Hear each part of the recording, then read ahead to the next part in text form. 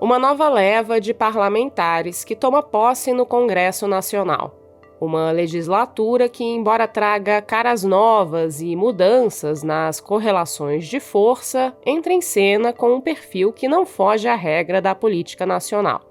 Uma legislatura que assume depois de um período conturbado, com desafios sem igual na história recente do país e com um governo que tenta aprovar medidas ambiciosas no parlamento. Eu sou a Letícia Arcoverde e esse é o Durma Com Essa, o podcast de notícias do Nexo. Olá, eu sou a Suzana Souza e estou aqui com a Letícia para apresentar esse podcast que vai ao ar no começo da noite de segunda a sexta, sempre com notícias que podem continuar a ecoar por aí. Quarta-feira, 1º de fevereiro de 2023. Dia da posse de 513 deputados e de 27 senadores que foram eleitos em outubro de 2022. Esse número representa o total da Câmara, onde todas as vagas são disputadas de 4 em 4 anos, e 1/3 do Senado, onde os parlamentares têm mandatos de 8 anos.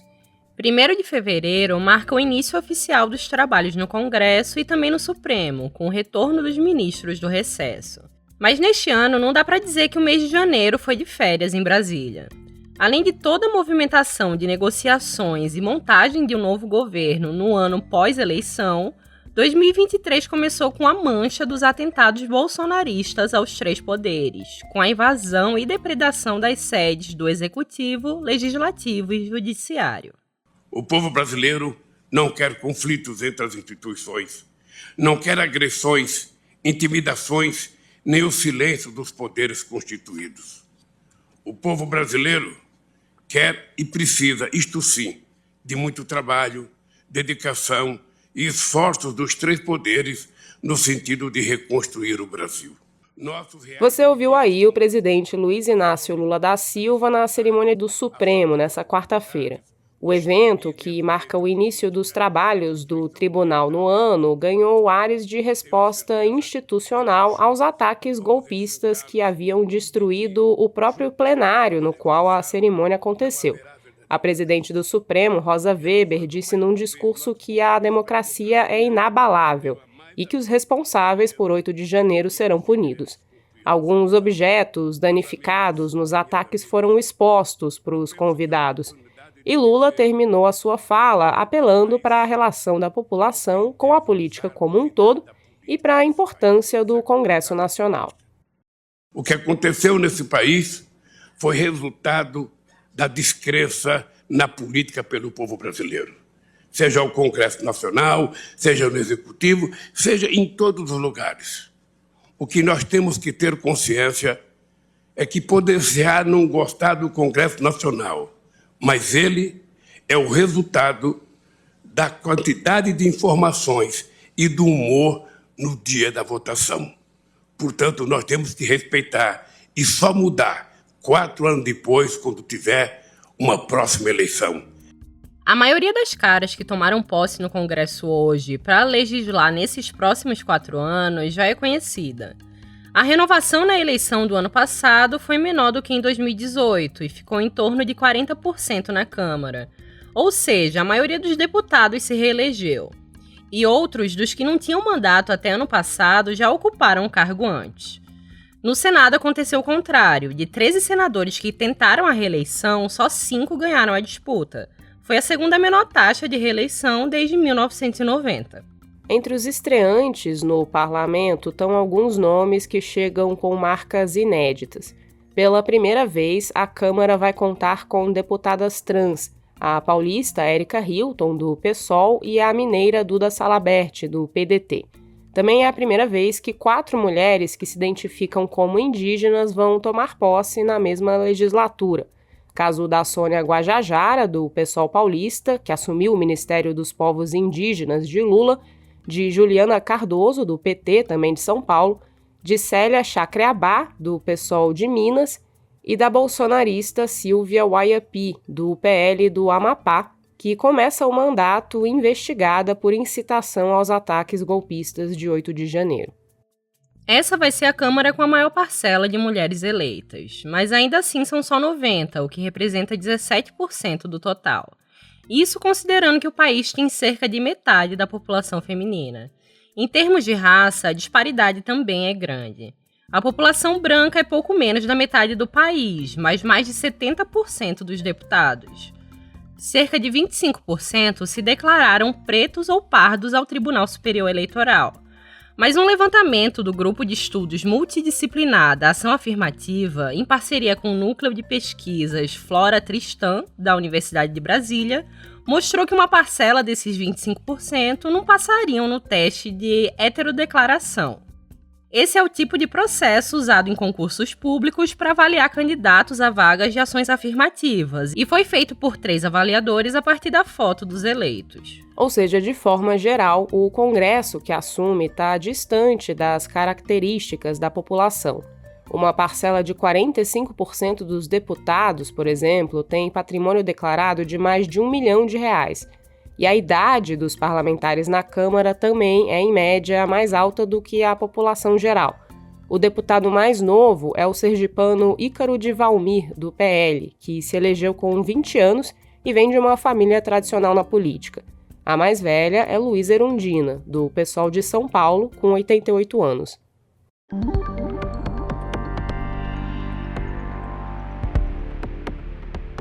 Em termos político-partidário, o Congresso que assume tem um perfil conservador.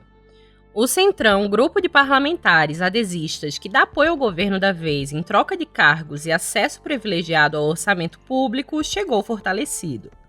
E nomes do bolsonarismo também ganharam espaço renovado. Alguns deles, a maioria do PL, partido do ex-presidente Jair Bolsonaro, defenderam os atos golpistas que depredaram o prédio de onde vão representar o povo nos próximos 4 anos. O PL elegeu as maiores bancadas na Câmara e no Senado. Entre os deputados, o partido ainda mantém essa marca, com quase 100 nomes. Já entre os senadores, depois da eleição, alguns eleitos trocaram de partido, e o PSD ficou com a maior bancada, com 15 parlamentares, enquanto o PL tem 12. Enquanto isso, na Câmara, a federação de Lula, que além do PT engloba PV e PCdoB, tem 81 deputados que tomaram posse nessa quarta-feira. No Senado, são 9, sendo que 2 já foram nomeados ministros, então vão ser substituídos por suplentes. É comum que deputados e senadores sejam escolhidos por um governo para compor o ministério. Nesse caso, eles se licenciam temporariamente para tomar posse no Congresso e acabam participando das eleições para a presidência da Câmara e do Senado e das mesas diretoras, que também acontecem agora. 12 ministros do governo Lula estão nessa situação, 8 na Câmara e 4 no Senado. Dos senadores, é o caso de Camilo Santana, do PT do Ceará, que é ministro da Educação, de Flávio Dino, do PSB do Maranhão, que é ministro da Justiça, de Renan Filho, do MDB de Alagoas, que é ministro dos Transportes, e de Wellington Dias, do PT do Piauí, que é ministro do Desenvolvimento Social. São nomes experientes e próximos do presidente Lula e que devem desfalcar a bancada governista no Senado, porque nem todos os suplentes estão assim tão alinhados ao presidente da mesma forma que os eleitos. Além disso, houve um crescimento do espaço do bolsonarismo entre os senadores que assumiram nessa quarta-feira. Cerca de 1/3 dos eleitos se alinha ao ex-presidente, incluindo aí nomes como a ex-ministra Damares Alves, o ex-vice-presidente e general da reserva Hamilton Mourão e o ex-juiz e ex-ministro Sérgio Moro, que tendem a fazer forte oposição aos interesses do governo. Na Câmara, a principal força com a qual Lula terá de lidar é o Centrão, que já teve várias versões ao longo dos anos. Na mais recente, tinha como núcleo duro o PP, também chamado de progressistas, o PL de Bolsonaro e o Republicanos, ligado à Igreja Universal.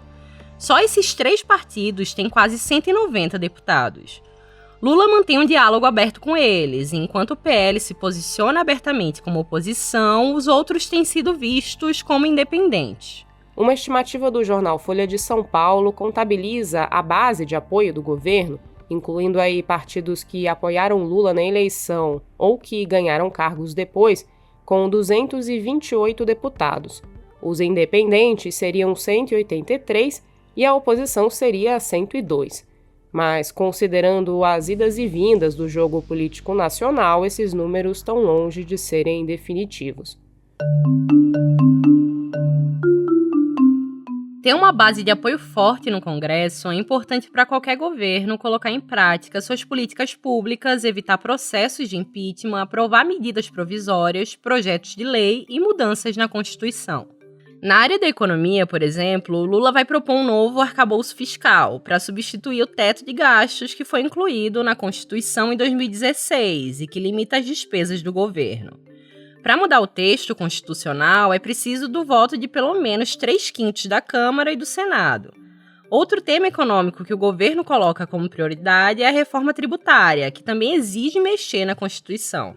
Além disso, Lula já editou várias medidas provisórias que começam a valer imediatamente, mas depois precisam ser aprovadas pelo Congresso em até 120 dias para não caducar. Algumas já levantam discussões fortes, como a mudança nos critérios do CARF, o Conselho Administrativo de Recursos Fiscais, proposta pelo ministro da Fazenda, Fernando Haddad, como parte do pacote para reduzir o déficit previsto para o governo em 2023. É uma mudança que beneficia a União em disputas entre contribuintes e o fisco brasileiro. Outro tema que deve movimentar o Congresso é a possibilidade de criar uma CPI para apurar os atentados golpistas de 8 de janeiro. Uma proposta que já circulou no Senado nas últimas semanas e obteve assinaturas, mas para abrir a comissão parlamentar de inquérito é preciso coletar novamente nomes na nova legislatura. Lula disse ser contra a criação dessa CPI porque acha que a polícia e a justiça já estão conduzindo as investigações. Uma CPI não impõe punições, ela tem o papel de juntar provas que possam fundamentar denúncias ou outras medidas de responsabilização. Mas essas comissões são acompanhadas de perto pela opinião pública e não seguem rituais tão formais quanto os do judiciário. Então tem o potencial de pressionar o sistema de justiça a agir e dar visibilidade ao tema. Os trabalhos no Congresso estão só começando, mas já dá para afirmar que o governo Lula vai precisar negociar muito com partidos, bancadas e parlamentares para obter o apoio que precisa para tocar sua agenda. Mesmo com a equipe ministerial fechada, conversas sobre cargos continuam na medida em que o governo ocupa o segundo e o terceiro escalão nos ministérios, e o Congresso define os nomes que vão compor comissões e outros colegiados. Nessa quarta-feira, Rodrigo Pacheco, do PSD de Minas, foi reeleito na presidência do Senado com 49 votos dos 81 senadores e apoio do governo Lula. Ele disputou com o bolsonarista Rogério Marinho, do PL do Rio Grande do Norte, que ficou com 32 votos. Na Câmara, o atual presidente, Arthur Lira, do PP de Alagoas, que acumulou poder com o orçamento secreto nos últimos anos, garantiu uma reeleição com folga e também com apoio do governo. O orçamento federal está menos desequilibrado em prol dos parlamentares desde que o orçamento secreto foi proibido pelo Supremo no fim do ano passado. Mas ainda tem uma parcela volumosa de recursos nas mãos do Congresso, por meio de emendas individuais e de bancada. Isso reduz o poder de barganha do governo na comparação com períodos como os primeiros governos de Lula. O atual governo já deu uma amostra da sua capacidade de negociar com parlamentares antes mesmo de tomar posse, com a aprovação da PEC da transição no fim do ano passado, que liberou espaço no orçamento para programas sociais e outras promessas de campanha. Agora, ainda que o Congresso tenha tido uma renovação limitada, são novas caras, novos nomes e novos interesses que entram na disputa.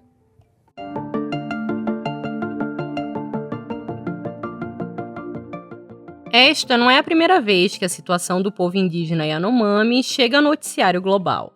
Outros momentos de crise aguda na segunda metade do século XX já ocuparam as páginas de notícias na mídia estrangeira e motivaram protestos em outros países.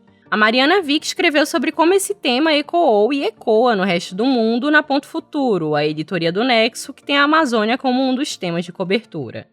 Teve pelo menos outros 2 momentos em que a situação dos povos indígenas, e especificamente dos Yanomami, ganhou repercussão internacional. O primeiro deles foi entre o fim dos anos 60 e começo dos 70, quando reportagens na antiga revista Realidade e na revista do jornal americano Sunday Times expuseram os modos de vida e também os problemas vividos por esses povos na ditadura militar. O trabalho do Sunday Times sobre o extermínio indígena no contexto do avanço de um suposto desenvolvimento na Amazônia levou à criação em 69 de uma ONG internacional chamada Survival, que é muito conhecida até hoje. O segundo momento aconteceu entre os anos 70 e 90. Naquele período, o garimpo ilegal invadiu pela primeira vez a terra Yanomami e levou para a região doenças e violência, da mesma forma que a gente vê hoje. A situação levou organizações da sociedade civil a criar uma campanha global pela demarcação da terra indígena. O líder Yanomami Davi Copenaua viajou o mundo denunciando a invasão do garimpo, e manifestantes em cidades como Londres fizeram vários protestos em frente à Embaixada do Brasil para cobrar a demarcação, até que ela aconteceu em 92. Agora, a gente tem essa nova crise associada ao garimpo. Veículos como o jornal The New York Times, o Washington Post e a agência Reuters chamam a atual emergência de saúde de genocídio e comparam as imagens de crianças Yanomami desnutridas com as de campos de concentração. O Davi Copenaua voltou a viajar para denunciar o quadro num evento nessa terça-feira na Universidade de Princeton, nos Estados Unidos. Para ele, as providências para expulsar os garimpeiros são urgentes. Ele também lembrou que os Yanomami ajudam a proteger a floresta amazônica, que é importante para todo mundo. Você pode ler o texto da Mariana Vick no nexojornal.com.br/.futuro.